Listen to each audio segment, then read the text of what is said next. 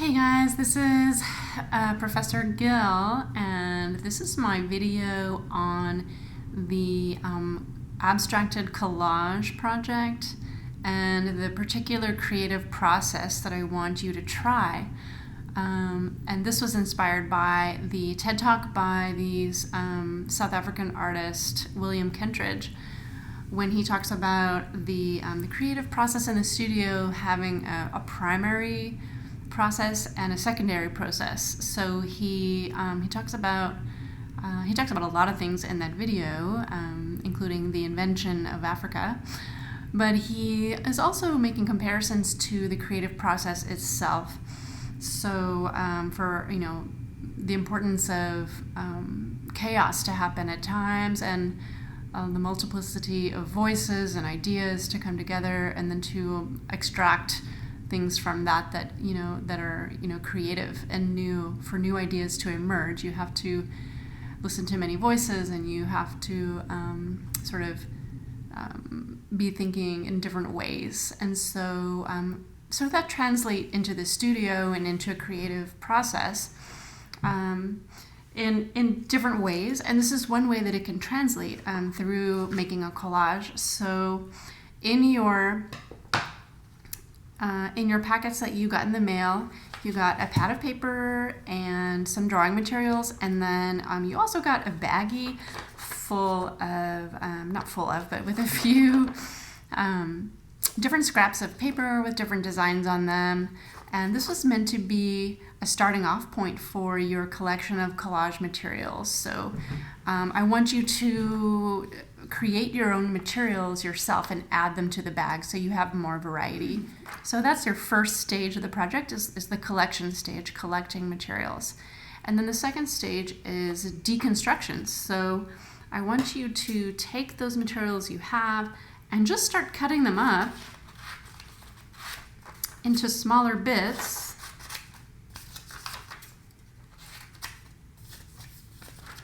And the reason why we're deconstructing these images is so that they turn into more abstract shapes and colors and textures, and they're a lot less recognizable.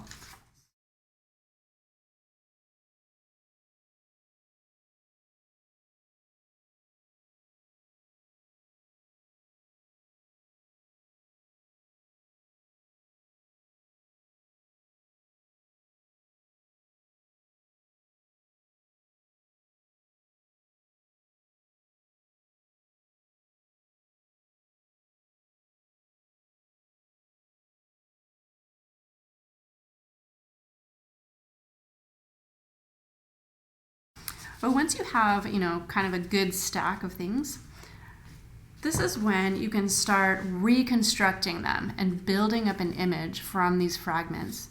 So just take a couple of different fragments. Like I've got these. Here are these 4. And I want you to just start putting them together in different arrangements as an experiment, just to test things out, Think of it like these are puzzle pieces, and you're just kind of like placing them in different ways to see what it makes. So if you don't like something that you've got, just rearrange it until you like it. One of the things that I look for when I'm doing this process is just visually, how are lines and shapes interacting and connecting? So here's this this particular shape. It's like a, sort of like a woven shape. It's got these like triangles and longer sort of oblong shapes. There's light shapes and there's gray shapes. And then this one looks like a branching shape, like part of a tree. But they're at interesting angles when you put them together. I can make them connect in interesting ways. And that's the kind of connection that I'm looking for. Like here, if I put this together this way,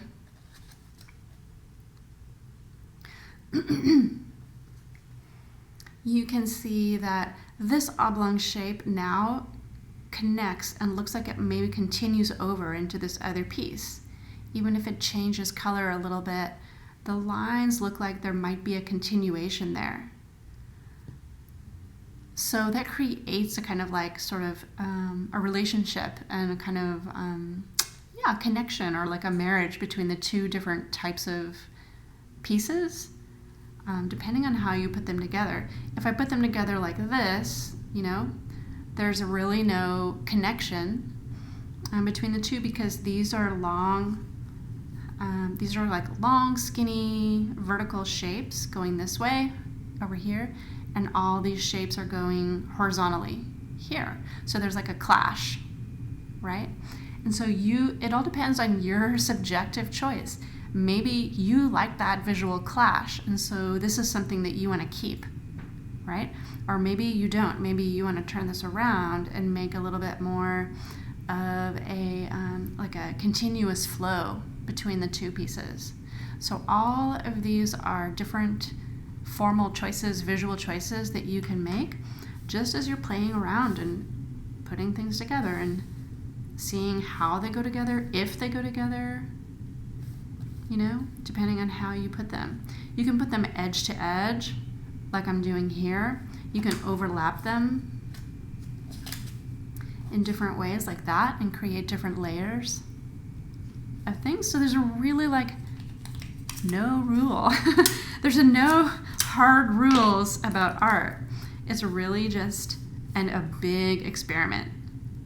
Put it together until something about it speaks to you, something about it you like, you think that looks pretty interesting, is the best way I can put it.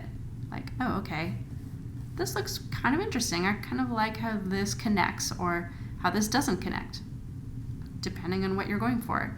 Once you've found the way that you like to put them together, then you've got to put them in place somehow, either with tape or with glue. I like to use Scotch tape because it's transparent, so you don't have to like be too fussy. Just put it on top and it pretty much disappears. Once you've taped something down, then it's down.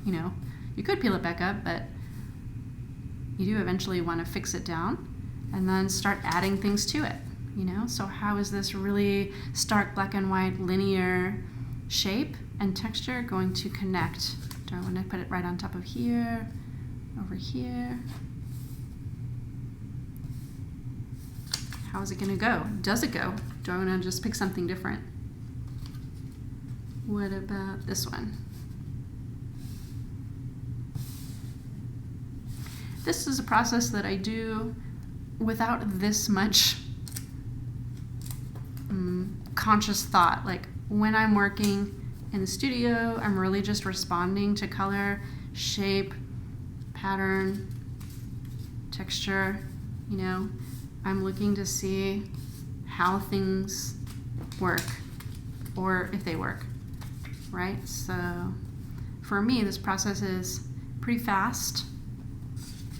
I don't spend too much time. And I recommend that you do this. See, here's a connection right there with this shape. So I'm just going to tape that.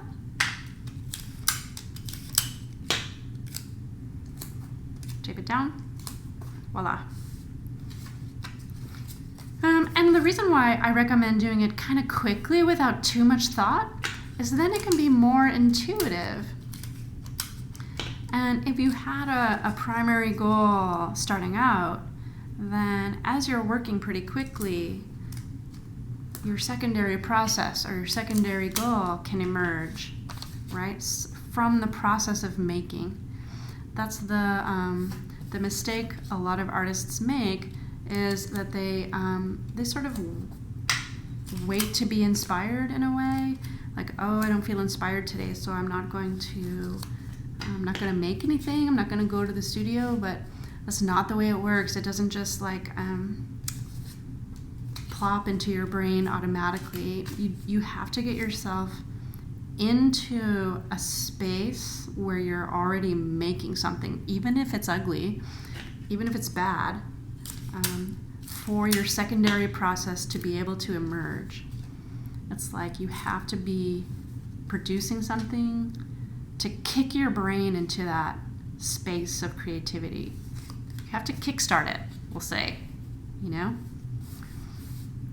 Otherwise, it's just going to sit there and idle.